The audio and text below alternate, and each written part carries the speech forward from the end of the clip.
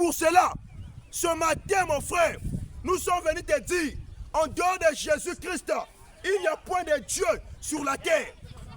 Tout autre Dieu qui se trouve sur cette terre-là, ce sont des imposteurs. Ce sont des imposteurs. En dehors de Jésus, il n'y a point de Dieu sur la terre. Jésus t'aime, ma soeur. Jésus t'aime, ma soeur. Jésus t'aime, ma soeur. En dehors de Jésus-Christ, il n'y a point un Dieu sur la terre. C'est pour cela que nous sommes venus vous parler ce matin que Jésus est le roi de gloire. Jésus est le tout-puissant. Jésus est le maître de maîtres. En dehors de lui, qui peut te donner la vie éternelle? Qui peut te donner la vie éternelle? La vie éternelle se trouve en Jésus. La vie éternelle se trouve en Jésus-Christ. Nous allons lire un passage dans la Bible qui va nous prouver cela. Mon frère et ma soeur, toi qui adores les statues là, laisse-moi te dire, si tu meurs avec cette adoration, où passeras-tu ton éternité? Où passeras-tu ton éternité?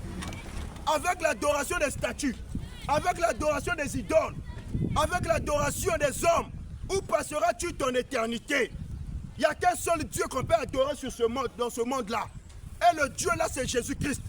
En dehors de Jésus-Christ, tout autre Dieu que tu adores, ce sont des démons, ce sont des imposteurs. Nous lisons dans le livre de Jean 5, le verset 24. Jean 5, le verset 24. La Bible dit, en vérité, je vous l'ai dit, celui qui écoute ma parole et qui croit à celui qui m'a envoyé a la vie éternelle et ne vient point en jugement, mais il est passé.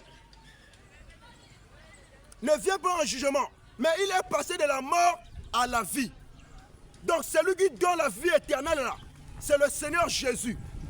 En dehors de lui, personne sur la terre peut te donner la vie éternelle.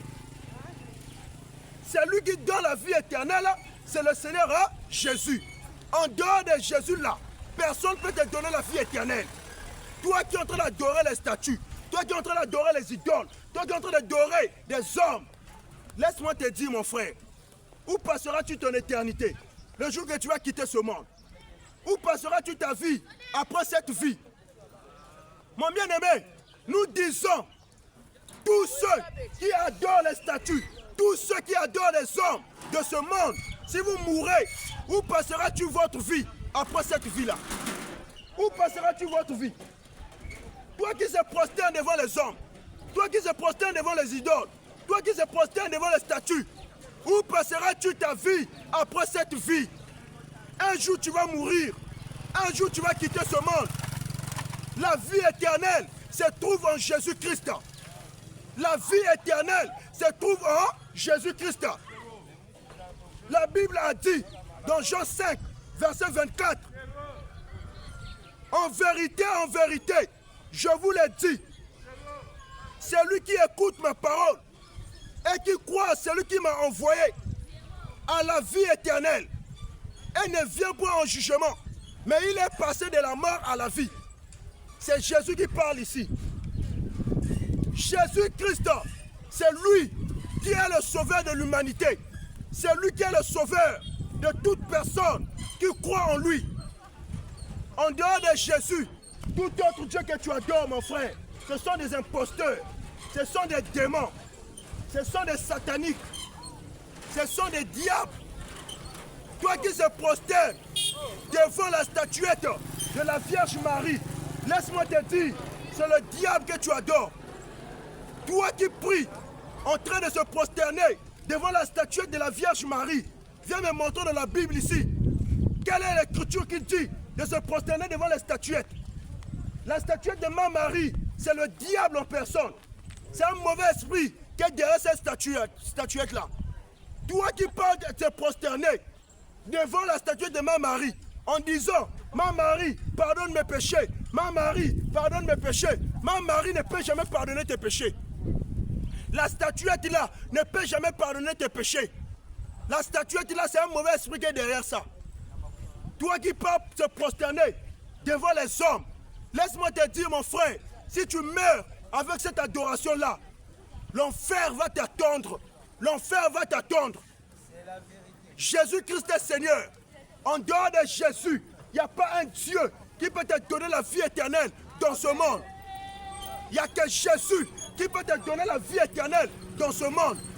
Nous disons, tous ceux qui adorent les hommes là, tous ceux qui adorent les statues, tous ceux qui adorent les bois, tous ceux qui adorent la statuette de Bouddha, la statuette de la Vierge Marie, si vous mourrez, vous irez en enfer. Il n'y a que Jésus qu'on peut adorer. Il n'y a que Jésus qu'on peut élever. Il n'y a que Jésus qui est le roi des rois. Mon frère, on nous a détestés, on nous a interdit d'adorer les statues. On nous a interdit d'adorer les statues. Toi qui adores les statues, où passeras-tu ta vie après cette vie? Nous lisons la Bible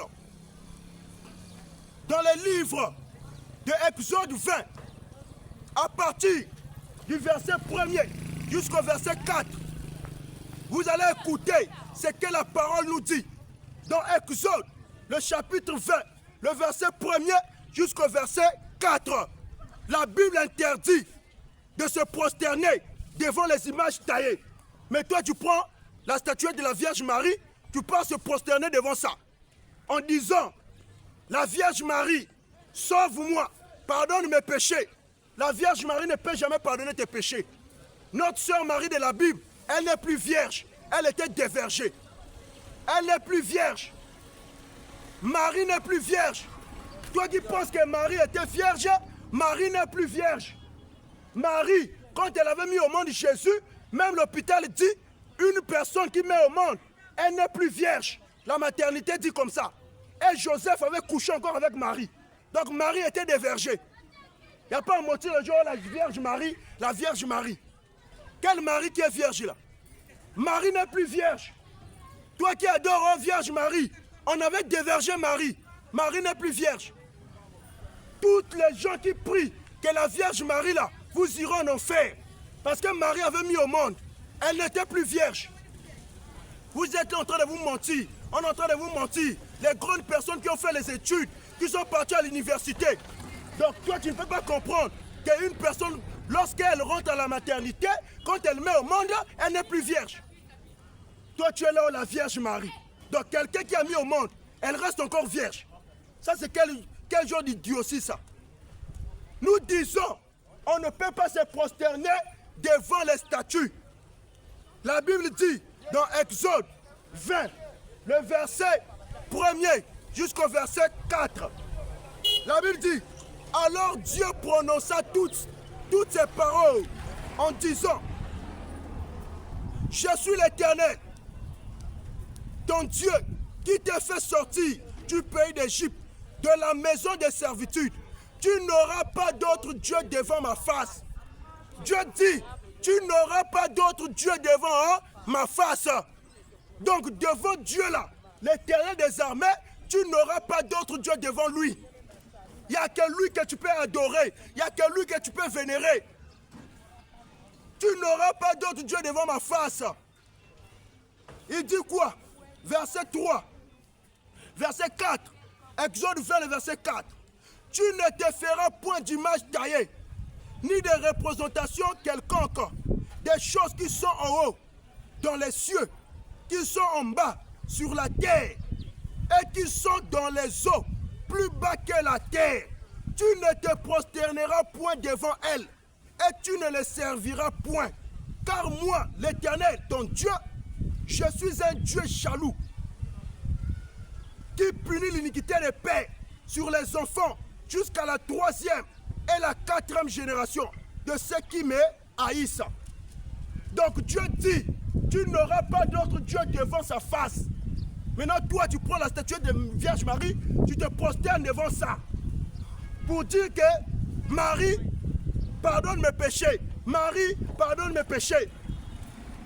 La Vierge Marie de l'église catholique là, c'est un démon. C'est un mauvais esprit qui est derrière ça. Tu n'auras pas d'autre Dieu devant ma face. Exode 20, le verset 1 jusqu'au verset 4. Dieu dit, tu ne te prosterneras point devant elle.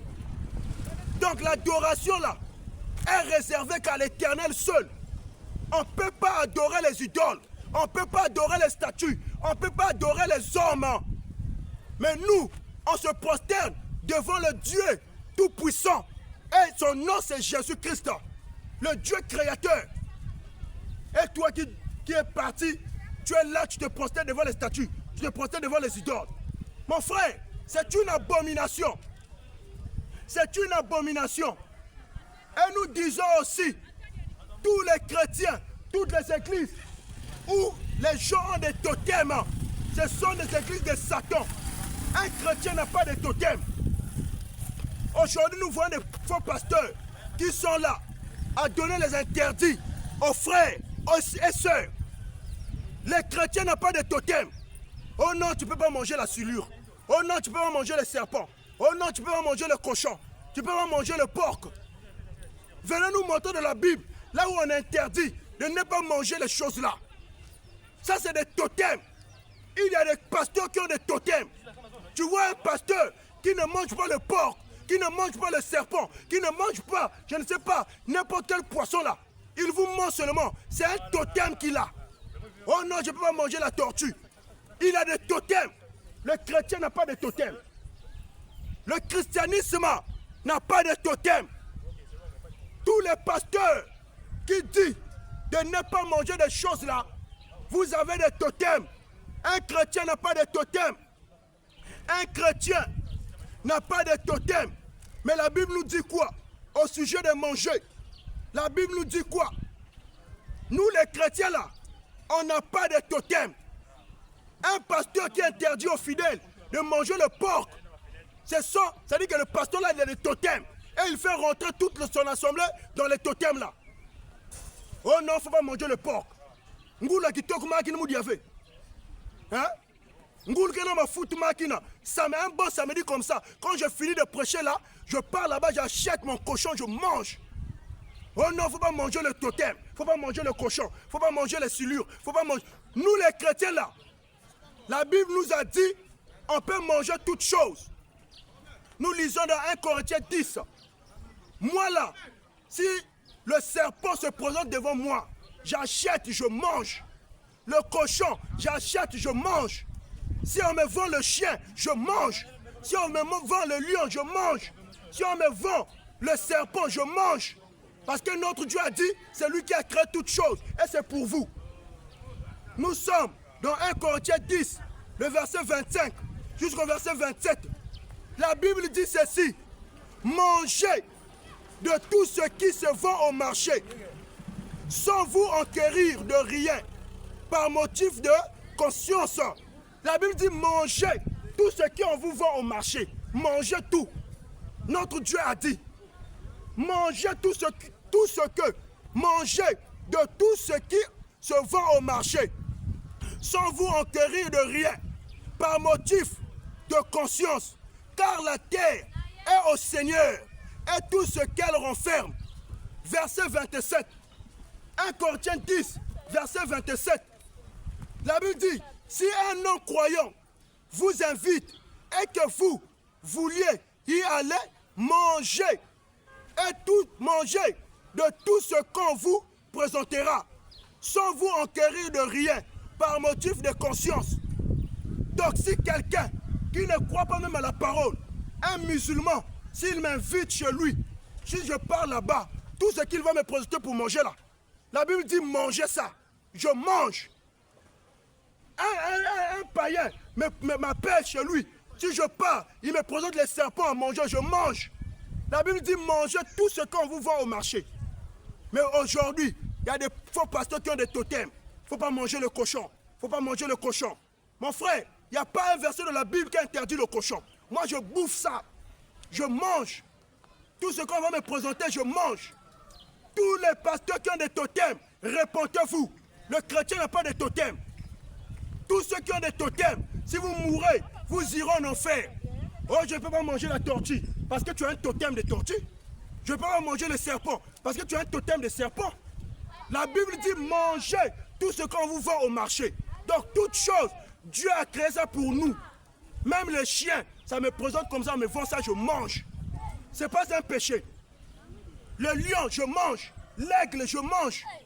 Toutes ces choses-là, c'est pour nous. C'est Dieu qui nous a donné ça. Un héros, je mange. C'est ça. C'est Dieu qui nous a donné ça. Il n'y a pas à dire, oh non, il ne faut pas manger ça là, il ne faut pas manger ça là. 1 Corinthiens 10, 25, jusqu'au verset 27, nous a dit de manger tout ce qu'on vous vend au marché. Les chrétiens n'ont pas de totem. Sortez de vos totems. Toi qui as des totems, réponds-toi. Réponds-toi. Toi qui as des totems là, réponds-toi. Tu commences même à tuer des autres à cause du faux totem qu'on t'avait donné là. Tu penses que les totems là est plus que la puissance de Dieu. Dieu a plus que vos totems là. Jetez vos totems. Tous ceux qui ont des totems, si vous mourrez, vous irez en enfer avec vos totems là. Repentez-vous. Repentez-vous. Repentez-vous mes frères. Nous, la Bible nous a dit de manger toutes choses. Le chrétien n'a pas de totem. C'est pour cela, ce matin, nous sommes venus vous parler d'un vrai Dieu. Et le vrai Dieu là, il s'appelle Jésus. Maintenant, celui qui a des questions, il n'a qu'à venir ici, poser sa question, on va les répondre. Celui qui a des questions, il n'a qu'à venir poser ses questions, on va le répondre. Nous, on n'est pas des genres de pasteurs qui prêchent seulement, et puis on part à la maison. Nous, on laisse les âmes aussi venir poser leurs questions. Venir dire que moi, je n'ai pas compris comme ça, moi j'écoute comme ça. Est-ce que vraiment tu peux m'éclaircir? On va t'éclaircir selon la parole. Donc nous disons, mes frères, mes soeurs, si vous nous voyez ici, ce n'est pas pour venir faire la politique d'une personne, ce n'est pas pour venir crier ici, là, au hasard. Mais c'est notre Dieu qui nous avait prédestinés pour ça. C'est la prédestination. Je ne suis pas un fou, mais c'est Dieu qui avait prédestiné qu'un jour, on va commencer à prêcher la parole de Dieu dans les rues comme ça. La manière que lui-même, notre Dieu, faisait. C'est ça. Donc nous disons, mes frères, en dehors de Jésus, il n'y a pas un Dieu qui peut te donner la vie éternelle. Il n'y a que Jésus qui peut te donner la vie éternelle. En dehors de Jésus, tout autre Dieu que tu adores, ce sont des imposteurs. Ce sont des imposteurs. Et nous disons, nous lançons l'appel à tous les évêques qui ne se marient pas. Venez nous montrer dans la Bible, venez nous montrer dans les Écritures. Quelle Écriture vous a interdit de se marier? Tous les évêques qui ne se marient pas, répondez-vous. Vous êtes des enfants de Satan. Vous êtes des enfants du diable. Toi qui peux prier dans une assemblée, là où un évêque refuse de se marier, l'évêque là, il est possédé par le diable. La Bible n'interdit pas le mariage. La Bible n'interdit pas le mariage. La Bible n'interdit pas l'homme de se marier.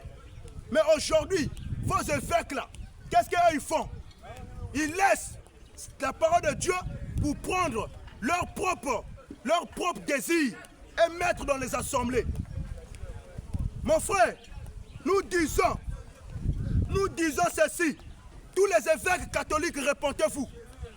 Tous les évêques catholiques, les prêtres catholiques qui ne se marient pas, répondez-vous. Parce que la Bible n'a jamais interdit quelqu'un à se marier. La Bible n'a jamais interdit une personne de se marier. Vous êtes là. Oh non, on ne va pas se marier. Les sœurs catholiques, répondez-vous. Vous dites que vous ne sortez pas avec des hommes, non? Maintenant, vos seins tombent là. Qui tête ça? On vous voit. Les seins des sœurs catholiques là. Oh non, on a fait l'effet de chasteté. On ne va pas coucher avec les hommes. Maintenant, comment vos seins tombent? Vos seins là tombent comment? Vos seins là tombent comment? Une fois à Chister là, j'ai vu une sœur catholique avec des voiles, mais les seins sont tombés. Mais qui a tété ça? Vous dites que vous avez fait l'effet de chasteté. On ne va pas coucher avec les hommes. Mais qui a tété vos seins là pour que ça puisse tomber? Vous êtes des menteuses. Répentez-vous. Dieu n'interdit pas le mariage. Répentez-vous. La Bible a dit, il n'est pas bon que l'homme soit seul. Je lui ferai une aide semblable. Tous les évêques qui ne se marient pas, vous êtes des satanistes. La Bible nous dit ceci, dans le livre de 1 Timothée 3, à partir du premier verset jusqu'au verset 2. Regardez et écoutez, vous les évêques de Pointe-Noire, vous les évêques du Congo-Brazzaville, vous les évêques du monde entier, qui ne veulent pas se marier, qui refusent de se marier. Répondez-vous. Je vous dis, répondez-vous. Parce que Jésus revient bientôt. 1 Timothée 1. 1 Timothée 1. Le verset 1 Timothée 3 d'abord. 1 Timothée le chapitre 3. Le verset 1 à 2. La Bible dit ceci. Cette parole est certaine. Si quelqu'un aspire à la charge d'évêque, il désire une œuvre excellente. Cette parole est certaine. Si quelqu'un aspire à la charge d'évêque, la Bible dit, cette parole est certaine. Si quelqu'un aspire à la charge d'évêque, verset 2, 1 Timothée 3, le verset 2. Il faut donc que l'évêque soit irréprochable, mari d'une seule femme. C'est la Bible qui dit ici. Donc c'est obligatoire d'un évêque de se marier. Mari d'une seule femme, sobre, modéré, réglé dans sa conduite, hospitalier, propre à l'enseignement. Donc l'évêque doit aussi enseigner. Mais la Bible dit, un évêque doit se marier d'une seule femme. Mais les évêques aujourd'hui, oh non, on ne va pas se marier. Bon, donnez-nous une écriture dans la Bible qui vous a dit de ne pas se marier. Les évêques catholiques, ce sont des démons. Tous les évêques de l'église catholique, là, ils ne sont pas conduits par l'Esprit de Dieu. Ce n'est pas le Saint-Esprit qui est au moins qui est en eux. Ils ont le faux Saint-Esprit. Parce que la Bible, le Saint-Esprit ne peut jamais venir contredire sa parole. Répondez-vous. Toi qui pries à l'église catholique, Dieu ne t'aime pas. Si tu meurs là-bas, tu vas en enfer. Dieu n'aime pas les catholiques. Dieu n'aime pas les protestantes. Dieu n'aime pas les témoins de Jéhovah. Dieu n'aime pas les branhamistes. Si vous mourrez dans vos assemblées, là, vous irez en enfer. Vous irez en enfer. La Bible est là. Venez nous démontrer si votre faux religion là est biblique. Mon frère, prêchons l'évangile que nos pères les apôtres avaient prêché dans les rues. La manière que je fais comme ça. Tous les pasteurs qui ne sortent pas dans les rues là, ce sont des faux pasteurs.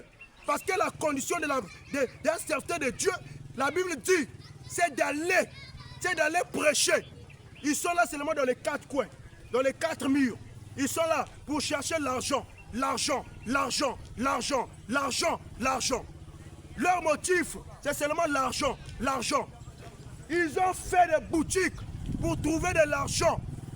Nous aussi, on ne va pas taire. On va être là à prêcher et à ouvrir les yeux des hommes et des femmes, des fils de Dieu et des filles de Dieu. Jésus sortait dans les rues pour aller prêcher la parole. Nos pères, les apôtres et les prophètes, sortaient dans les rues pour aller prêcher la parole. Mais pourquoi vos pasteurs ne sortent pas? Ils ne sortent pas dans les rues pour aller prêcher. Pourquoi? Ils attendent seulement demain, là, dimanche, pour chercher l'argent, l'argent, l'argent, l'argent. Tous les pasteurs qui prient pour les gens qui demandent l'argent, ce sont des satanistes. On ne demande pas l'argent pour faire des services de prière. Oh non, pour que je fasse les services de prière, donne 20 000, donne 15 000. C'est écrit où dans la Bible? C'est écrit où? Les faux serviteurs, répondez-vous. C'est écrit où dans la Bible? C'est écrit où? Toi qui demandes l'argent, pour prier pour les gens, c'est écrit où dans la Bible? Venez nous montrer un verset qui te soutient. Toutes les assemblées, là où les gens demandent l'argent pour qu'on puisse prier pour toi. L'église là, c'est l'église de Satan, l'église de l'enfer. Et le pasteur, et toi, si vous mourrez dans cette assemblée-là, c'est l'enfer. Vous irez en enfer. Mon frère, ma soeur, Dieu est tout puissant. Et le Dieu que nous adorons, il s'appelle Jésus. Il s'appelle le Maître de gloire, le Seigneur des Seigneurs. Mon frère, nous disons ceci. Tous ceux qui étaient baptisés au nom du Père, au nom du Fils, au nom du Saint-Esprit, vous n'êtes pas encore baptisé. Si vous mourrez avec ce baptême-là, vous irez en enfer. Tous ceux qui étaient baptisés dans les piscines, dans les baptisteurs, vous n'êtes pas encore baptisés.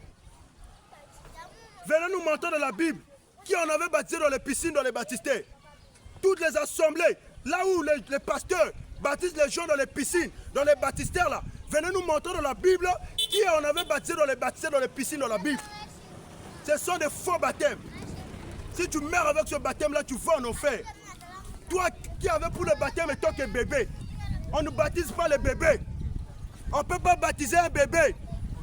Toi qui dis que moi, on m'avait baptisé lorsque j'avais 2 ans, lorsque j'avais 3 mois.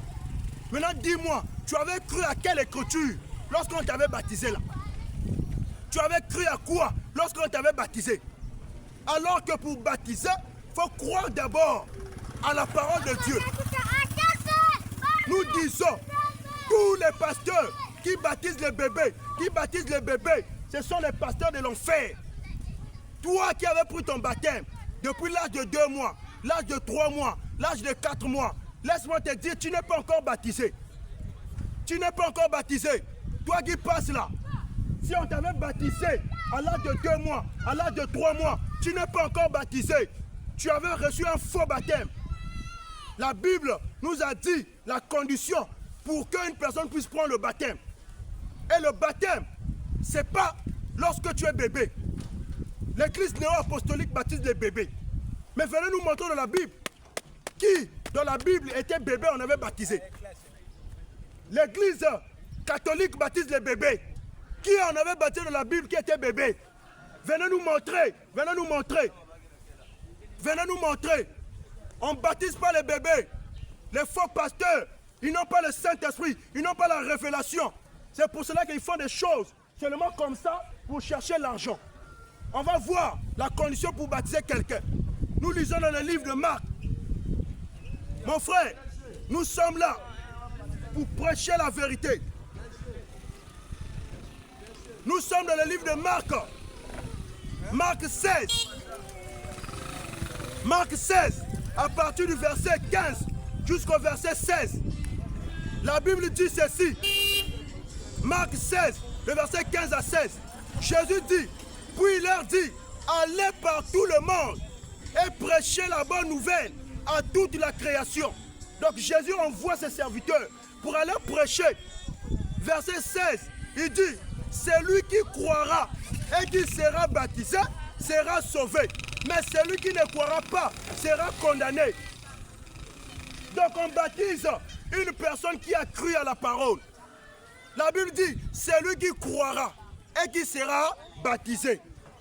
Donc une personne, lorsqu'il a grandi, il a cru à la parole, c'est lui-là qu'on peut baptiser. Maintenant toi, à l'âge de 2 mois, tu avais cru à quoi? On t'avait baptisé quand tu avais 2 mois, quand tu avais 1 année, quand tu avais 5 mois. Tu avais cru à quoi? Est-ce que tu connaissais Jésus? On ne baptise pas les bébés. Les églises qui baptisent les bébés là, ce sont les églises de Satan, les églises du diable.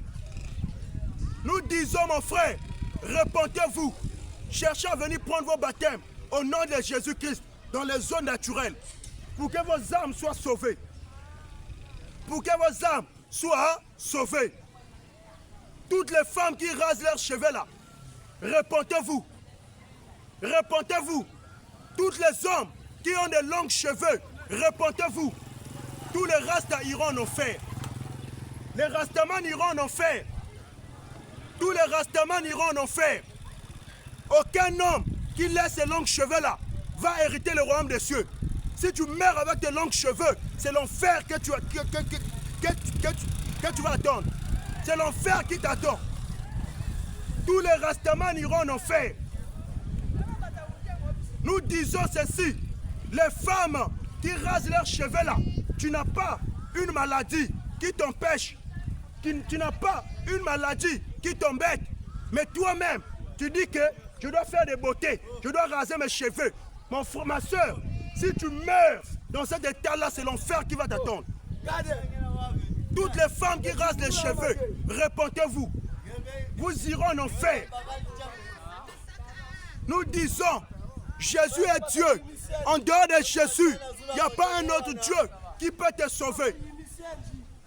Mon frère, ma soeur, toutes les assemblées, là où on dit que la femme peut prêcher la parole de Dieu, c'est l'église du diable.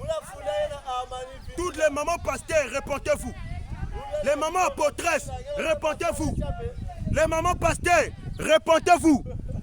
Les mamans apôtresses, répentez-vous. La femme n'a pas le droit de prêcher la parole. Toutes les mamans pasteurs là, elles iront en enfer. Elles iront en enfer. Toutes les mamans pasteurs, répentez-vous. Toi qui m'écoutes ce matin, je te dis mon frère, réponds-toi de tes péchés. Toi qui pries dans une assemblée, là où la femme prêche la parole de Dieu, réponds-toi. Tous les mamans pasteurs iront en enfer. Aucune maman pasteur va être sauvée. La Bible interdit la femme de prêcher la parole. Nous prenons les livres de 1 Timothée. Nous on est là avec des versets. On n'est pas comme vos faux pasteurs qui prêchent, qui ne lisent pas les passages des Écritures. Nous sommes là dans le livre de 1 Timothée 2, le verset 11 jusqu'au verset 12.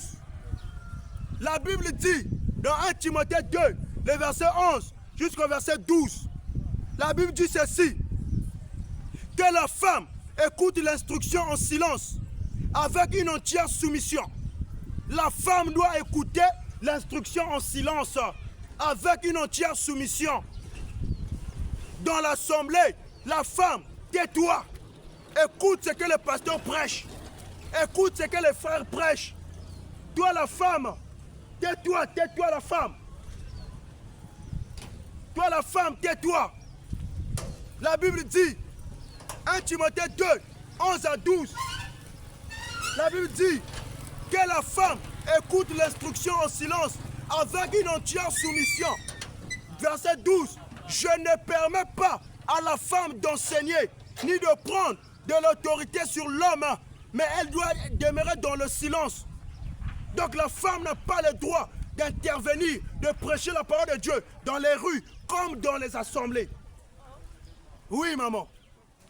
C'est la Bible qui dit cela. La femme n'a pas le droit de prêcher. Maintenant, celle ou celui qui croit au faux ministère de la femme, il n'a qu'à venir ici, on va débattre sur ça. Je répète encore, tous ceux qui prient dans les églises des mamans pasteurs, si vous mourrez dans les assemblées là, vous irez en enfer. Aucune personne va être sauvée là-bas. Répentez-vous. La Bible dit que la femme écoute l'instruction en silence. Paul dit, je ne permets pas à la femme d'enseigner. Mais on voit aujourd'hui une femme qui se lève et elle prend la Bible. Jésus vous aime, Jésus vous aime, Jésus vous aime. Qui t'a envoyé pour aller prêcher? Mon frère, si tu vois une femme dans ton riel, là, dans ton quartier, avec la Bible à 5h, 6h, elle est en train de partir avec la Bible comme ça. Mon frère, sors dans ta maison avec culotte, bien, tu es torche nu. Tu l'appelles, viens. Tu veux chercher à prêcher, non? Viens maintenant. Quand elle vient, va avec elle dans ta maison. Déshabille-la. Couche avec elle. C'est ça qu'elle cherche. Amen. Elle n'est pas partie prêcher la parole de Dieu. Elle n'est pas partie prêcher. Amen. Mon frère, je répète encore. Si tu vois une femme qui est dans ton quartier avec la Bible en train de partir, Jésus vous aime. Donnez vos vies à Jésus. Dis-la, maman, tu es venue me prêcher. Viens. Va avec elle dans ta chambre. Déshabille-la, couche avec elle. Amen. Elle est partie chercher les hommes. Qui l'a envoyé pour aller prêcher? C'est une prostituée qui cherche des garçons. Elle n'est pas envoyée de Dieu. Qui l'a envoyé pour aller parler de la parole de Dieu? La Bible dit, Dieu a envoyé des hommes et non des femmes. Toutes les femmes qui peuvent prêcher, elles peuvent chercher, ça dit que un garçon qui a un bon truc là, pour qu'elle puisse être satisfaite. C'est ça. Elle ne va pas pour aller prêcher la parole. Encouragez, prends-la, rentre avec elle dans ta maison, mon frère. Déshabille-la, fais d'elle ce que tu veux. Elle n'est pas envoyée par Dieu. Ce sont des prostituées déguisées. Elle est là au nom, Jésus vous aime, Jésus vous aime, Jésus vous aime. Bonjour mon frère. Qui l'a envoyé pour aller prêcher? Toutes les mamans pasteurs, répentez-vous. Les mamans Mimbikoudi, répentez-vous. Maman Mimbikoudi, qui vend les gens des choses avec des sels, qui vend les sels, qui vend les sels. Réponds-toi, maman Mimbikoudi. Maman Mimbikoudi, si tu meurs, c'est l'enfer qui va t'attendre. Qui t'a dit de prêcher la parole? Qui t'a envoyé? Qui t'a envoyé? Tous ceux qui vendent les sels aux gens, vous êtes des satanistes.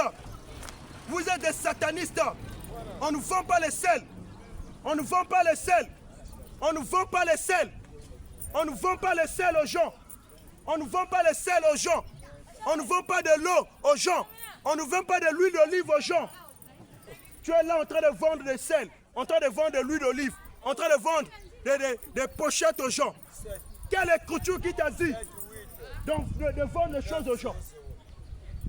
Réponds-toi de tes péchés. Mon frère, réponds-toi de tes péchés. Réponds-toi. Jésus revient bientôt. Nous disons ceci. Tous ceux qui condamnent la polygamie, vous êtes des païens. Un pasteur qui condamne la polygamie là, venez nous montrer dans la Bible quelle est l'écriture qui a défendu la polygamie. La polygamie c'est une bonne chose. La polygamie c'est une bonne chose.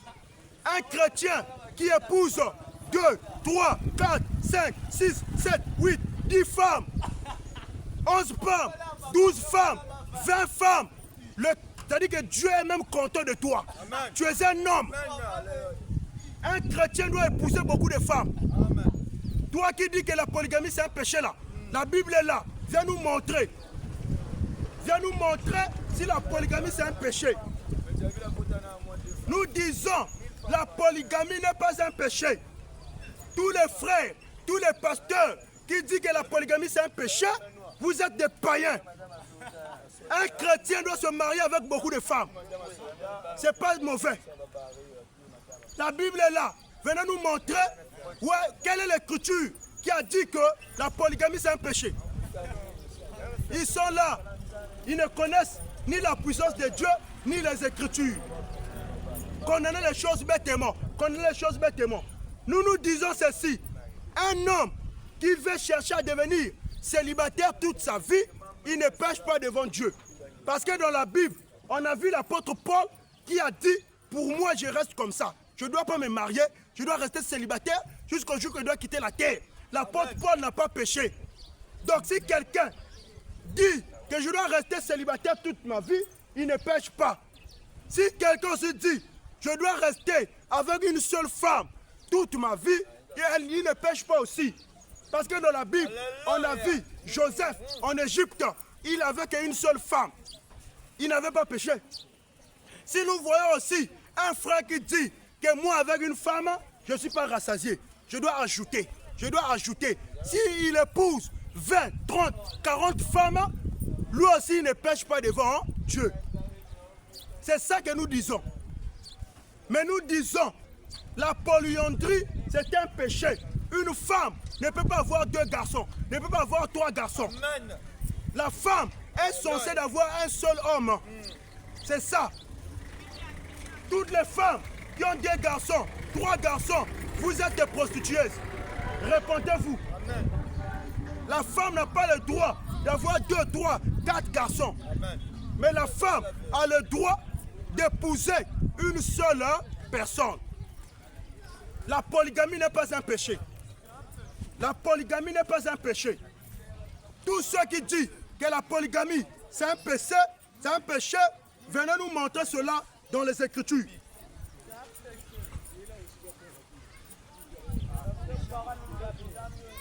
La polygamie n'est pas un péché. Tous les pasteurs qui condamnent la polygamie, répentez-vous. Nous lisons dans l'Écriture. La Bible est là. Nous prenons le livre de Exode. Exode 21. Le verset 10. C'est que tu écoutes là. Tu peux venir poser ta question, on va te répondre. Exode 21, le verset 10. La Bible dit, S'il prend une autre femme, il ne retranchera rien. Pour la première, à la nourriture, aux vêtements et au droit conjugal. S'il prend une autre femme, ça veut dire que la personne là, il a déjà une femme à la maison. Maintenant, s'il veut ajouter une autre femme, la Bible dit, il ne retranchera rien. À la première, au droit conjugal, à la nourriture et aux vêtements. Ça veut dire que si tu donnais la première femme 5 000 pour le marché, la deuxième femme aussi, tu vas comme ça donner 5 000 pour le marché. Si chaque fin du mois, tu achetais les habits de 10 000 pour la première femme, chaque fin du mois, tu vas acheter aussi pour la deuxième les habits de 10 000 chaque fin du mois. Donc, il n'y a pas à dire, oh non, celle-là, c'est elle qui est le premier, donc je dois négliger l'autre. Non, tu dois prendre soin de toutes tes deux femmes, toutes tes trois femmes. C'est ça. Parce que tous les deux sont des femmes. Tu dois prendre soin d'eux. C'est ça que nous prêchons. C'est ça que nous... Vous voyez, non? Même les femmes sont en train d'encourager même la polygamie. Même les femmes sont en train d'encourager. Vous voyez? Les femmes ont compris que la polygamie, c'est une bonne chose. Quelques mois là, je suis encore jeune comme ça, je vais 4 mots. Pourquoi? Oh, pourquoi? Je suis encore jeune comme ça. Je dois rester avec une seule femme. Pourquoi? Je ne dois pas me cacher ça. Moi, je ne suis pas hypocrite. Même ma fiancée va écouter les vidéos là. Je ne serai pas seulement avec toi. Elle connaît déjà. Je dois épouser. Jusqu'au moment où Dieu rajoute l'argent, je pousse. Dieu rajoute l'argent, je pousse. Pourquoi il doit rester une seule femme? Je ne suis pas évêque. La Bible interdit évêque d'avoir 2 ou 3 femmes. La Bible dit l'évêque doit avoir une seule femme, mariée d'une seule femme. Mais moi, je suis un évangéliste. Je ne suis pas évêque. Oh. Moi, je ne suis pas évêque. D'autres vont dire, mais tu es ancien à l'église. Moi, je ne suis pas évêque. Je suis un évangéliste. Donc, je dois dire, je ne dois pas aller faire la prostitution ou bien la débauche. Mais avec l'argent, je pousse. C'est ça. La polygamie, c'est une bonne chose. Ils sont là-haut, la polygamie c'est un péché. C'est le même pasteur. On va trouver encore dans l'hôtel avec une petite de 16 ans, 17 ans. Elle a laissé la vieillère à la maison. Une maman, elle a laissé à la maison. Tu vas écouter. Tu ne peux jamais écouter qu'on a attrapé un pasteur. Il est parti voler la télévision. Il est parti voler, je ne sais pas, les sacs de foufou. Mais tu vas écouter seulement un pasteur à l'hôtel là-bas avec une jeune fille de 20 ans. Une jeune fille de 3 ans. Hein? Donc c'est un peu ça. Donc nous disons, mon frère, cherchez à rentrer dans les Écritures. Jésus revient bientôt. Toi qui empêches les gens de se marier, réponds-toi de ta position là. La Bible n'a pas interdit à se marier. La Bible a dit mariez-vous. C'est ça. Et nous disons aussi, un pasteur qui dit que le chrétien peut perdre le salut, le pasteur là, il est ténébreux. C'est lui qui donne les gens la peur dans le cœur. Que non, un chrétien peut perdre le salut. Un chrétien, si tu mens, si tu fais comme ça, tu vas aller en enfer. C'est faux. Nous disons, le comportement ne sauvera personne. Aucune personne ne va aller au ciel parce qu'il a un comportement bon, il a un bon comportement sur la terre. Ou bien il a un mauvais comportement sur la terre. Parce qu'il y a des gens qui ne parlent même pas dans vos églises là. Mais ils ont des bons comportements. Il y a des gens qui ne prient même pas. Ils ont des bons comportements. Maintenant, si c'est le comportement qui va sauver, donc le type là aussi va être sauvé. Nous disons le comportement ne sauve pas. Un chrétien qui commet, c'est-à-dire qu'il est en train de vivre, mais l'esprit lui a poussé à commettre un dégât. Ce n'est pas ça qui va lui envoyer en enfer. C'est ça que nous disons. Un chrétien ne peut pas perdre le salut. Le salut est éternel. Le salut est éternel. C'est ça, mon frère. Ce n'est pas qu'on encourage les gens à vivre dans le péché, mais nous disons, si ça arrive, même si ça arrive, un chrétien, il est parti boire la boisson. Écoutez ce que je vais vous dire. Celui qui n'est pas d'accord avec cette déclaration, viens poser la question, on va te montrer ce que la Bible dit. Le chrétien ne perd pas le salut. Le salut est éternel. je suis là, je suis déjà sauvé, j'ai déjà la vie éternelle avec moi. Un chrétien qui part dans un boîte de nuit, qui boit la boisson, qui boit la boisson, qui boit la boisson, il s'enivre, il s'est enivré, il est devenu sourd. L'esprit encore, dans son ivresse là, ça lui pousse d'aller prendre une prostituée. Il part prendre 10 prostituées ici, 10 prostituées ici. Il va avec eux dans la chambre de l'hôtel. Il couche avec eux. Quand ils vont sortir, ils sont en train de marcher dans les rues. Les camions viennent, ils viennent leur cogner. Tous les 20 prostituées là vont en enfer. Le chrétien là, il va au paradis. Les chrétiens ne perdent pas le salut. C'est pas ça qui va l'empêcher d'aller au ciel. C'est ça. Maintenant, si tu n'as pas compris, viens poser ta question, on va te répondre. Les pasteurs ont donné la peur aux gens. Que non, si tu fais comme ça, tu vas aller en enfer. Si tu fais comme ça, tu vas aller en enfer. Le chrétien, l'enfer, ce n'est pas pour lui. Là où je suis là, je suis déjà sauvé. Même si la voiture me cogne ici, si je meurs, ça là, ça va dans les tombes. L'âme, directement là où Paul est, Moïse est, Jacob est, Marie est, Esther est, je pars directement au paradis. Le chrétien ne perd pas le salut. Le chrétien est sauvé à vie. Il a déjà la vie éternelle. On va lire un verset dans la Bible. Nous lisons dans le livre de Jean. Mon frère, Jésus revient bientôt. En dehors de Jésus, il n'y a pas un Dieu qui peut te sauver. Pour tous ceux qui nous écoutent, si vous voulez prendre nos coordonnées, nous sommes dans les plus 242 06 828 06 69 plus 242 06 828 06 69. Vous pouvez nous appeler pour venir à la prière, au lieu de prière. Nous sommes dans le livre de Jean 10, le verset 27 jusqu'au verset 28. Jean 10, le verset 27 jusqu'au verset 28. Le chrétien ne perd pas le salut. Le chrétien a le salut éternel.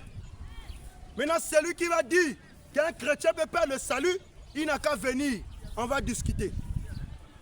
Jean 10, le verset 27 à 28. Jésus dit, mes brebis entendent ma voix, je les connais et elles me suivent. Mes brebis, dans les brebis du Seigneur, les brebis de Jésus, les enfants de Jésus. Jésus dit que mes brebis entendent ma voix et elles me suivent. Je les connais. Donc Jésus connaît ses brebis. Il connaît ses enfants. Verset 28, il dit, je leur donne la vie éternelle et elles ne périront jamais et personne ne les ravira de ma main. Elles ne périront jamais. Il dit, je leur donne la vie éternelle. Il n'a pas dit, je leur donnerai la vie éternelle. Mais c'est au présent. Il dit, je leur donne la vie éternelle. Oui. Donc, le salut là, c'est au présent, pas au futur.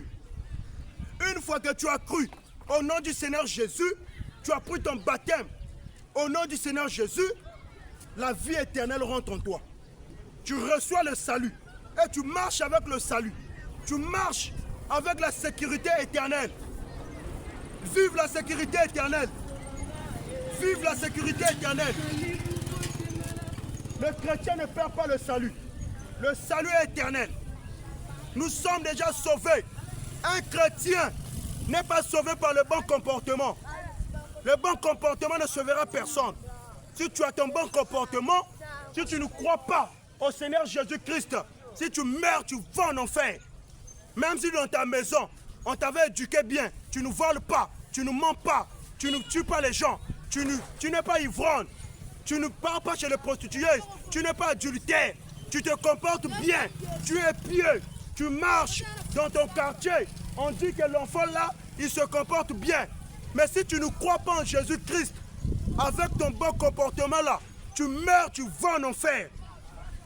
Le bon comportement ne sauvera personne. Le bon comportement ne sauvera personne. Un chrétien qui va mourir dans les jambes d'une prostitueuse, la prostitueuse là va en enfer, lui il va au paradis. Maintenant un pasteur, un religieux qui va mourir dans un jeûne de prière de 40 jours, 40 nuits, si tu meurs dans ton jeûne là, tu vas en enfer. C'est ça que nous disons. C'est ça que nous prêchons. Jésus est Dieu. En dehors de Jésus, quel est le Dieu qui peut te sauver? Question-réponse sur la Bible. Question-réponse sur la Bible. Nous disons, celui qui ne croit pas en moi là, tu ne vas pas avoir la vie éternelle. Tous ceux qui ne croient pas en moi, vous n'irez pas au ciel. Tous ceux qui ne croient pas en moi, vous n'irez pas au ciel. Tu vas me dire, mais comment ça? Oui, c'est ça que nous prêchons. Mon frère, pour que tu sois sauvé, il faut croire en moi. Pour que tu sois sauvé dans ce monde, pour que tu ne puisses pas être allé en enfer là, il faut croire en moi. Si tu ne crois pas en moi, tu ne vas pas aller au ciel. C'est ça que nous disons. C'est ça que nous prêchons. Maintenant, celui qui n'a pas compris, tu peux venir poser ta question, on va te répondre. Jésus est Seigneur. Jésus est Dieu. Nous lisons dans le livre de Luc. Luc 10. Parce que j'ai donné une déclaration. Jésus revient bientôt, mon frère. Luc 10.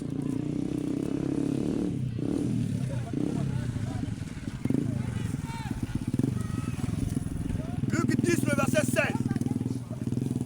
La Bible dit ceci. Dans Luc 10, le verset 16.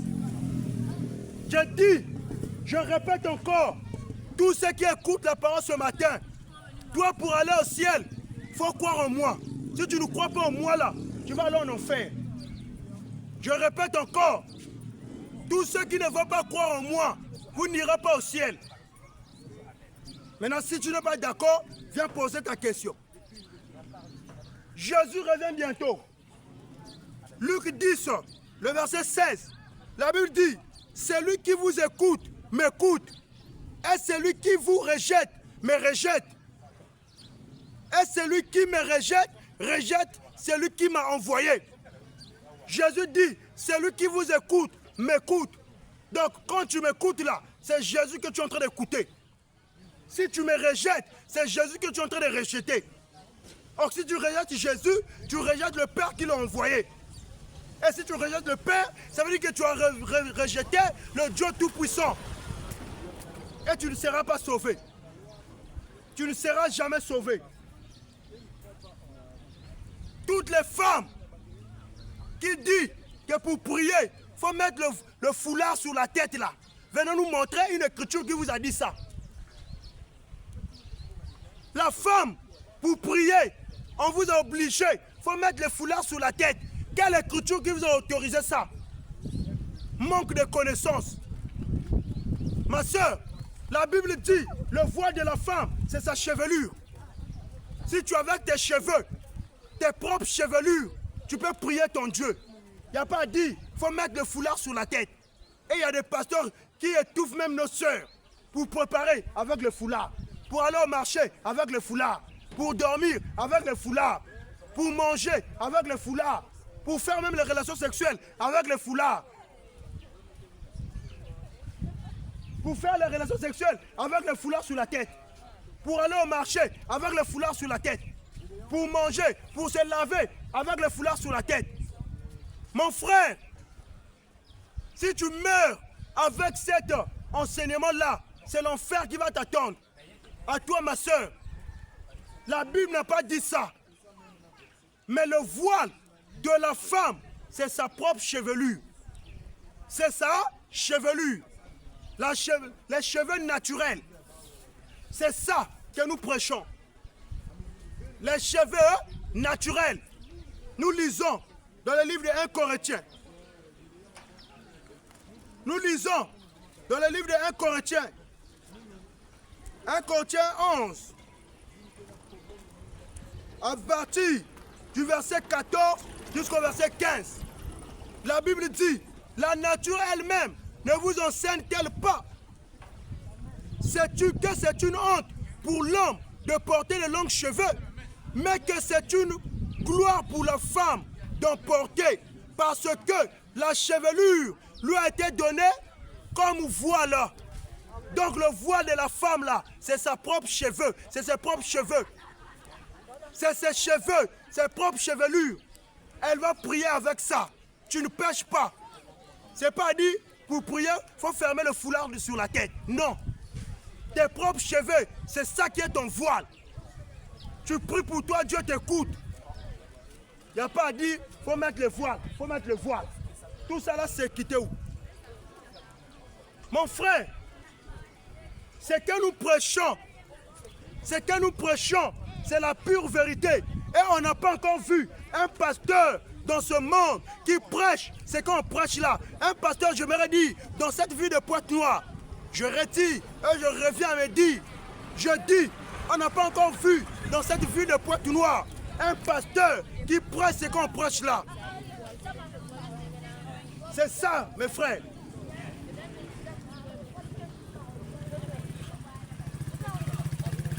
C'est ça que nous prêchons. Oui, bien question. Il y a une chose à peine que le chrétien n'est pas clair du salut. Oui, je suis d'accord avec toi. Oui, ça c'est normal. Mais il y a une chose à dire que il y a quelque chose à propos de ça qui est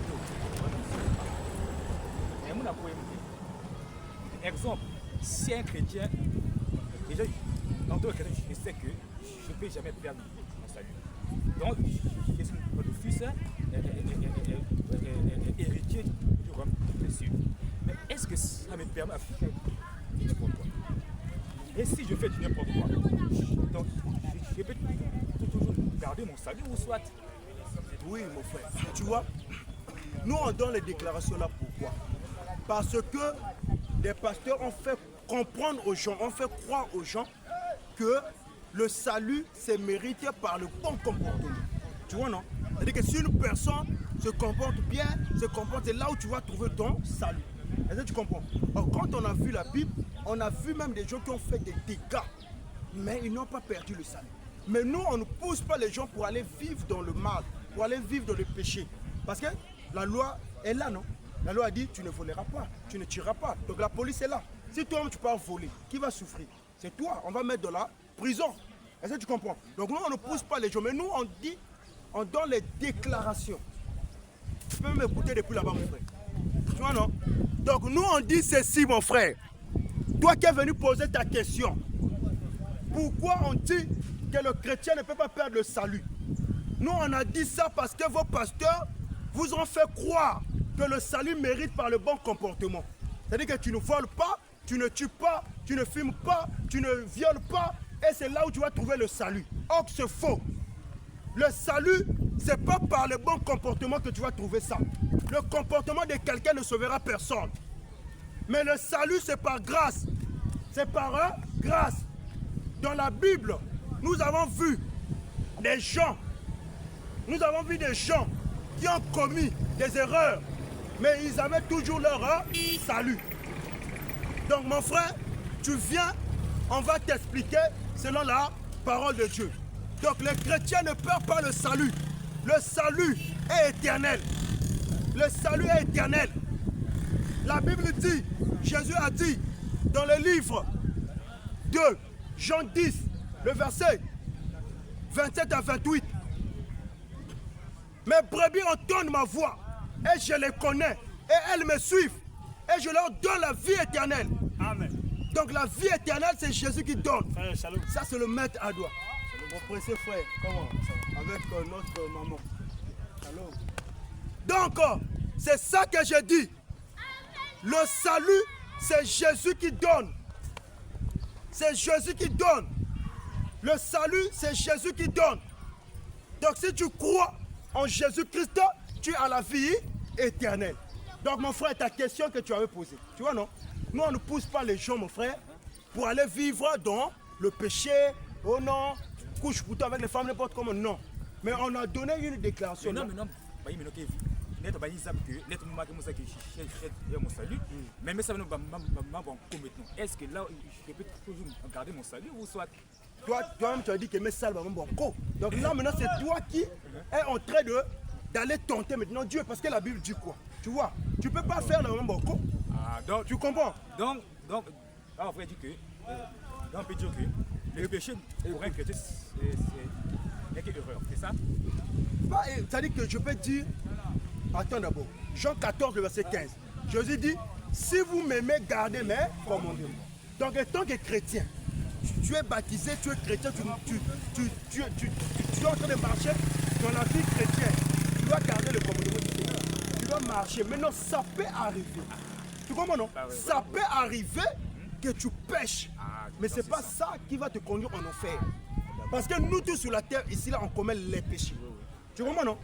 Tu peux te fâcher, tu peux t'énerver, tu peux taper, c'est-à-dire que tu peux mentir, même par téléphone. Qui ne ment pas ici? Tu comprends, non? Ah, tu vois, tu es là, tu peux dire à une personne que attends-moi, j'arrive à Mvinulou. Il va te dire, tu es déjà où? Parfois tu es ici, mais tu lui dis déjà que je suis déjà au sapin. Mais alors que tu es là, tu as menti. Tu comprends? Donc qui ne ment pas sur la terre, qui ne pêche pas sur la terre. Donc nous tous on pêche. Et ça, tu comprends, mon frère? Mais ce n'est pas ça qui va écarter le salut en toi. Le salut est déjà en toi. Regarde, on va lire un verset. Tu vas voir quelqu'un qui avait même couché avec la femme de son père. Mais Paul dit qu'il est sauvé. Donc ça arrivait qu'il couche même avec la femme de son père. Hey, bébé, laisse. Quitte, hein? Ça va tomber. Quitte là-bas. Tu vois, non? Regarde, 1 Corinthiens 5. 1 Corinthiens 5. Mon quiz, hein? C'est bon? C'est bon, va pour toi.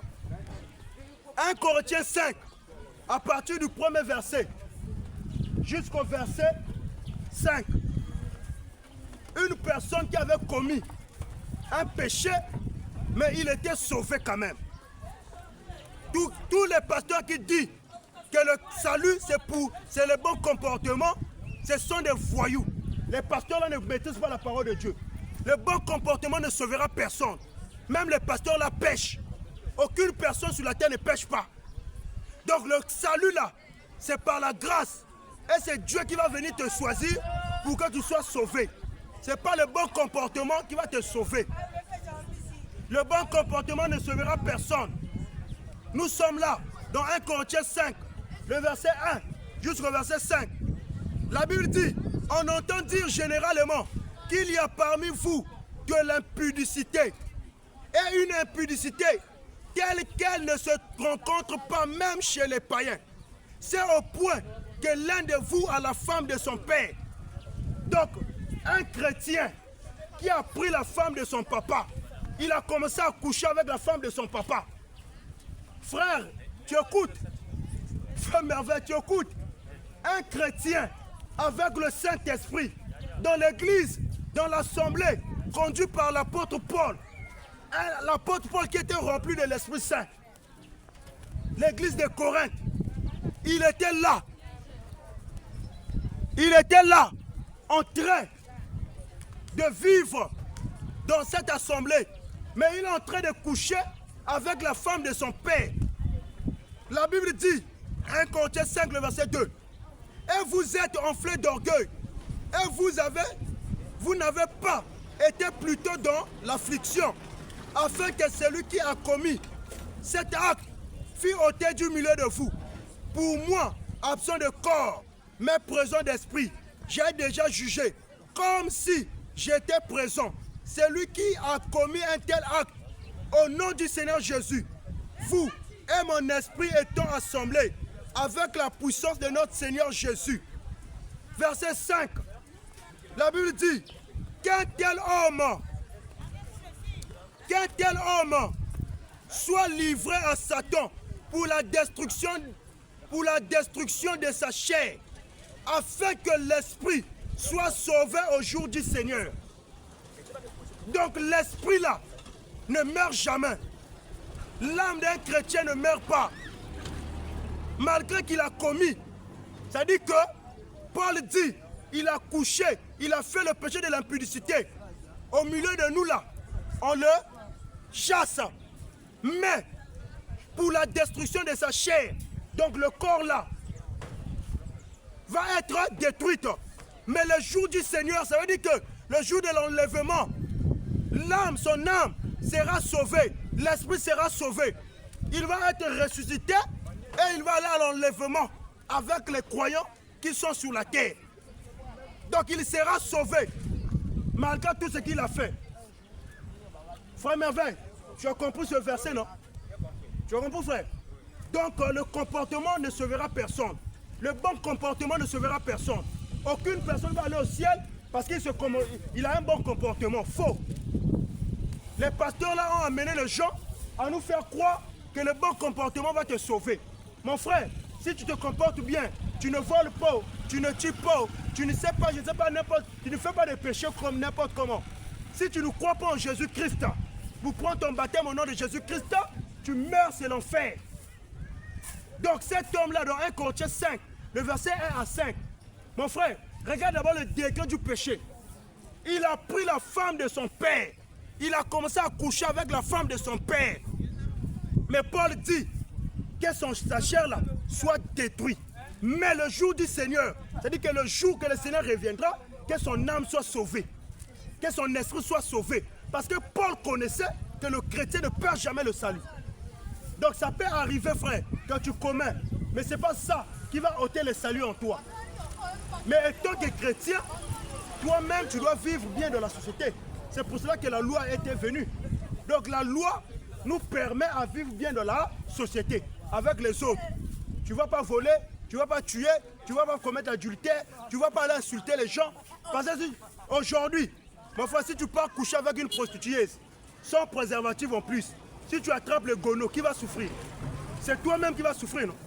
Tu vois, aujourd'hui, si tu pars coucher avec une prostitueuse là, oh non, moi j'aime pas les préservatifs. Quand tu vas coucher avec elle, si tu attrapes le gono là, c'est toi-même pour pisser là ça. Tu vas souffrir. C'est toi-même qui vas souffrir. Donc il faut laisser de faire ça. Tu comprends que ça là c'est pas bon. Laisse de faire. La Bible dit tout m'est permis mais tout m'est pas utile. Pourquoi je dois aller livrer mon corps à une prostituée? Pourquoi? Vous voyez mon frère? Donc le bon comportement ne sauvera personne. Nous disons que Jésus est Seigneur. En dehors de Jésus, il n'y a pas un autre Dieu. Le salut est éternel. Le bon comportement ne sauvera personne.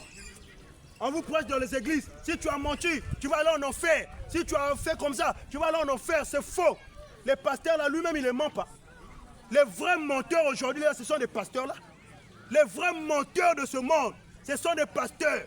Je prie même Dieu que la DGSP commence à rentrer dans les églises. Pour aller attraper les pasteurs, chaque pasteur, on va mettre leur détecteur là. Pour voir les pasteurs qui prennent les tramadors, qui prennent les chanvres, qui prennent les voyous des pasteurs là. Je prie même Dieu que la DGSP rentre maintenant dans les églises pour voir les voyous là, qui sont là en train de mentir les gens. Et ils pensent que nous sommes... Regardez mes frères. Et quand tu penses, quand je viens ici, et ils voient que je suis un bâtard, nous disons vive les autorités. Un pasteur qui n'obéit pas aux autorités, c'est un païen. Nos papiers sont là. Les gens pensent que quand je viens ici, là, je viens s'amuser. Signé par le prophète de la vie. Voilà, mon frère. Ça est là. Nos papiers sont là. Ça est là. Nos papiers de l'Assemblée. Nous croyons aux autorités. Les gens pensent que quand on vient ici, on vient s'amuser. Vous voyez, il y a des faux pasteurs qui ne veulent pas aller se recenser à l'État. Oh non, c'est Dieu qui m'a appelé. Mais c'est Dieu qui t'a appelé. La Bible dit quoi dans Romains? Obéissez aux autorités. Toute autorité vient de Dieu. Obéissez aux autorités. Nous, quand on a lu l'Écriture, l'État congolais a dit toutes les assemblées doivent aller se recenser. Nous sommes partis à la préfecture. On a donné tout ce qu'on nous a dit de donner et on nous a fait sortir les papiers, ça et là. Nous ne sommes pas des imposteurs, comme des faux pasteurs qui refusent d'aller se recenser. Nos papiers, ça et là. L'État congolais nous reconnaît, étant des serviteurs de Dieu. Ça et là. Vous ne connaissez pas ce que vous dites. Mon frère, le salut est éternel. Le salut est éternel. Jésus revient bientôt. Toi qui passes ton temps dans le péché, toi qui passes ton temps dans les mensonges des faux pasteurs, sortez dans les églises là, sortez dans les branhamistes, sortez dans les églises là. Oh, les témoins de Jéhovah. Mon frère, nous ne sommes plus les témoins de Jéhovah aujourd'hui. Les témoins de Jéhovah sont des païens. Nous ne sommes plus les témoins de Jéhovah. La Bible a dit, dans Actes, nous ne sommes plus les témoins de Jéhovah. Ils sont là, les témoins de Jéhovah. Quels témoins de Jéhovah? Acte 1, le verset 8.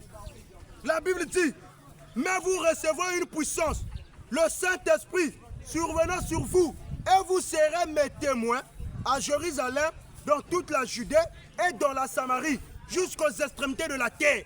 Donc aujourd'hui, nous sommes les témoins de Jésus-Christ et non les témoins de Jéhovah. C'est lui qui veut être témoin de Jéhovah, qui n'a qu'à retourner dans le désert au temps de Moïse pour aller être témoin de Jéhovah là-bas. Mais aujourd'hui, nous sommes les témoins de Jésus-Christ. Nous prêchons Jésus-Christ crucifié. Nous prêchons Jésus-Christ ressuscité. Nous prêchons Jésus-Christ. Nous sommes les témoins de Jésus-Christ aujourd'hui. C'est ça. La mission que Dieu nous envoie sur la terre, c'est de prêcher la vérité de Dieu. C'est de prêcher la vraie évangile. Ils sont là aujourd'hui, en train de condamner. Mais venez nous montrer les Écritures qui a dit que les chrétiens peuvent perdre le salut. Venez nous montrer cela. Vive la sécurité éternelle. Un chrétien ne perd pas le salut. Peu importe le comportement d'un chrétien, s'il meurt, il va au ciel. Peu importe le comportement d'un chrétien, s'il meurt, il va au paradis. Mais celui qui ne croit pas à ce que nous prêchons, si vous mourrez, vous irez en enfer. Vous irez en enfer. Mon frère, Jésus revient bientôt. Toi qui es là, en train de passer ton temps dans les fausses communautés, réponds-toi. Jésus revient bientôt. Jésus revient bientôt. Mon bien-aimé, nous prêchons Jésus. Nous prêchons le roi des rois. Nous prêchons le Tout-Puissant. Nous prêchons le Maître des Maîtres, qui est le Seigneur Jésus. Et nous allons clôturer par ce verset pour vous dire, il n'y a que Jésus qui peut te sauver.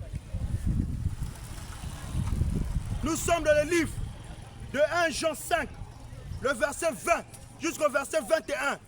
Jésus est le Dieu créateur. En dehors de lui, tout autre Dieu qui se trouve sur la terre, ce sont des imposteurs. 1 Jean 5, le verset 20 jusqu'au verset 21. La Bible dit ceci. Nous savons aussi que le Fils de Dieu est venu et qu'il nous a donné l'intelligence pour connaître le véritable. Et nous sommes dans le véritable en son Fils Jésus-Christ. C'est lui qui est le Dieu véritable et la vie éternelle. C'est lui qui est le Dieu véritable et la vie éternelle. Donc la vie éternelle se trouve en Jésus. Le Dieu véritable, c'est Jésus. Le Dieu tout-puissant, c'est Jésus. Le Dieu qui a créé le ciel et la terre, c'est Jésus. Le Dieu qui a créé Mohamed, c'est Jésus. Le Dieu qui a créé Allah, c'est Jésus. Le Dieu qui a créé Bouddha, c'est Jésus. Le Dieu qui a créé Krishna, c'est Jésus. Le Dieu qui a créé Branham, c'est Jésus.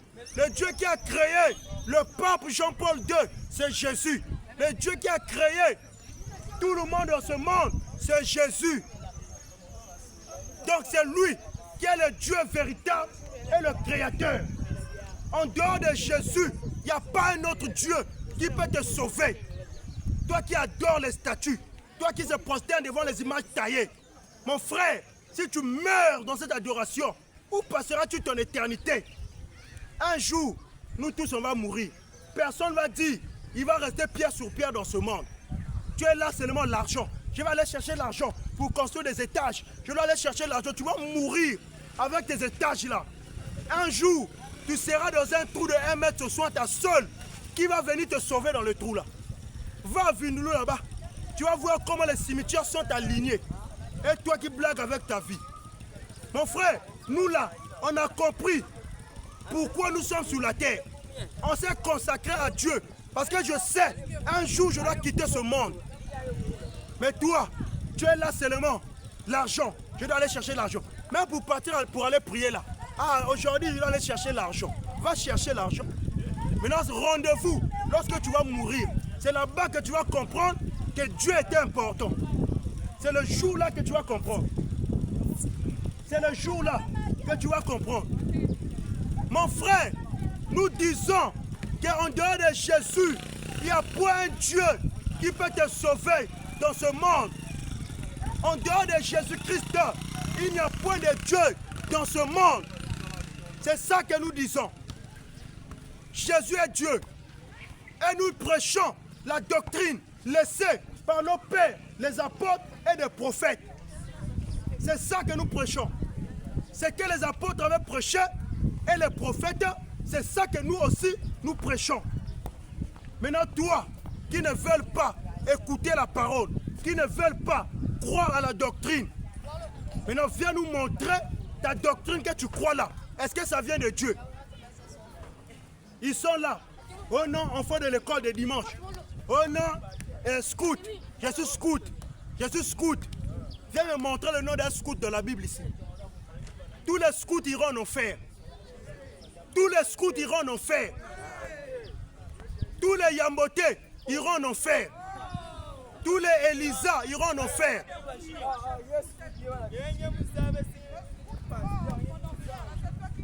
Maman, viens me montrer le nom d'un scout de la Bible. Mais viens me montrer dans la Bible. Tous les scouts iront en enfer. Tous les scouts iront. Il y en a dans la Bible, maman. Mais toi-même d'abord, en t'en voyant déjà, tu es une païenne. Mais tu viens faire le débat avec un chrétien. Tu n'es pas encore chrétienne, maman. Je suis un chrétien. Viens. Viens, on va te montrer ça. Mais viens, on va te montrer. Mais tu poses des questions, tu vas. Tu fais un débat avec un chrétien. Il y a un seul Dieu. Il y a un seul Dieu. Et c'est mon Dieu. Il s'appelle Jésus. Et mon Dieu a dit, il n'y a pas de scouts dans la Bible. Il n'y a pas de Yambotés dans la Bible. Il n'y a pas les Elisa dans la Bible. Donc tous les Elisa, les Yambotés, les scouts, si vous mourrez, vous irez en enfer. Parce qu'il n'y en a pas dans la Bible. Venez me montrer dans la Bible le nom d'un scout. Venez me montrer dans la Bible le nom d'un Elisa, le nom d'un Yamboté. Oh, je suis servant, avec le robe blanc. Je suis servant. Les voleurs comme ça. Quand on grandissait, j'avais un ami. Tous les dimanches, nous on attendait l'argent pour aller jouer les plays. J'avais un ami qui était servant. Quand tu portais le robe là, il nous dit attendez-moi dehors, je vais sortir avec l'argent. Quand tu rentres pour aller servir, quand tu prends les quêtes là, il va avec ça. Donc dans le robe, il porte les jeans avec les poches. À la fin, quand tu vas aller déposer l'argent, il vole l'argent, il met dans leur poche là, ça rentre directement dans les poches. Quand ils sortaient, on partait jouer les plays avec l'argent là. Quand on grandissait, les servants sont des voyous, sont des bandits, des voleurs. Ce n'est pas des chrétiens. Dans la Bible ici, qui était servant dans la Bible? Qui était servant? Ils sont là à voler des quêtes. Ils sont là à voler des quêtes. Les scouts sont des bandits. Les scouts sont des voleurs de poulets. Les scouts ne sont pas des chrétiens. Un scout qui va mourir avec les cravates des foulards là, il va directement en enfer. Il va aller croiser leur chef, leur Robert Baron Powell en enfer. C'est ça. Les scouts ne sont pas des chrétiens. Mon frère, la Bible est là. Nous, on est là. Notre guerre, c'est dans la Bible. On peut nous montrer dans la Bible qui était scout dans la Bible. Parce que la Bible a dit, prêcher, c'est qui? C'est que nos pères les apôtres avaient prêché. Je n'insulte pas, je qualifie. Je qualifie. Un scout n'est pas un chrétien. Un scout n'est pas un chrétien. Un Yamboté n'est pas un chrétien. Un Elisa n'est pas un chrétien. Un enfant de l'école de dimanche n'est pas un chrétien. Oh, enfant de l'école de dimanche. Enfant de l'école de dimanche, il est sorti où encore? Dans la Bible ici, qui était enfant de l'école de dimanche? La Bible a dit, laissez venir à moi les petits enfants, car le royaume des cieux est à eux. Donc pour prier là, que ce soit les mamans, les enfants, tout le monde, vous allez partir ensemble pour aller prier. Il n'y a pas un Seigneur, les enfants de l'école de dimanche. Oh les papas, les mamans, les enfants de l'école de dimanche. C'est écrit où dans la Bible? Revenez au fondement de nos pères, les apôtres et les prophètes. Revenez, prêchez ce que la Bible dit. Ils sont là à scinder les choses, à scinder. Ils ont multiplié les choses. Tout ça là pour l'argent. Et tu vas voir, ils vont commencer à dire, dites tiens maman, hein, les enfants de l'école de dimanche, venez toujours avec vos offrandes. Venez toujours avec l'argent dans les enveloppes pour que lui il puisse bouffer. Il puisse bouffer. Des pasteurs feignants comme ça. Mon frère, nous on ne prêche pas pour l'argent. Nous on prêche l'évangile pour sauver des âmes. C'est ça. Si tu viens me donner, gloire à Dieu. Si tu ne me donnes pas aussi, je m'en fous. C'est ça que nous prêchons. Maintenant, si toi, telle que la sœur qui est passée là, avec les mèches sur la tête, elle vient faire le débat avec un chrétien. Elle-même, elle est encore païenne. Une femme qui porte les mèches, écoutez-moi bien, toi qui portes les mèches, les vrais cheveux, les perruques, les tissages, viens me montrer dans la Bible ici, quelle est l'écriture qui te permet de mettre ça. Les mèches là, toi tu dis que je vais mettre les vrais cheveux. Ce que Dieu t'a donné, c'est les faux cheveux. Question que je te pose. La femme doit être naturelle. La femme doit être naturelle. La manière que je vois les chevelus de mes soeurs qui passent là, c'est comme ça. La sœur, restez avec vos propres chevelures comme ça. C'est comme ça. Pas les inféminés des pasteurs. Sa femme met les mains sur la tête. Il a peur de dire à la femme d'enlever. Oh non, j'aime ma femme. Tu n'aimes pas ta femme. Tu as peur de ta femme. La femme doit être naturelle. C'est ça que la parole de Dieu dit. Donc c'est un peu ça mes frères. Ce que nous sommes venus prêcher aujourd'hui ce matin, je pense que notre temps est arrivé. On vous a bonifié encore la parole. Nous avons fini aujourd'hui. Prochainement, nous serons encore là pour vous parler encore de Jésus. Que le Seigneur bénisse notre nation, le Congo. Que le Seigneur bénisse notre ville de Pointe-Noire. Et que le Seigneur bénisse le monde entier. Shalom à tous.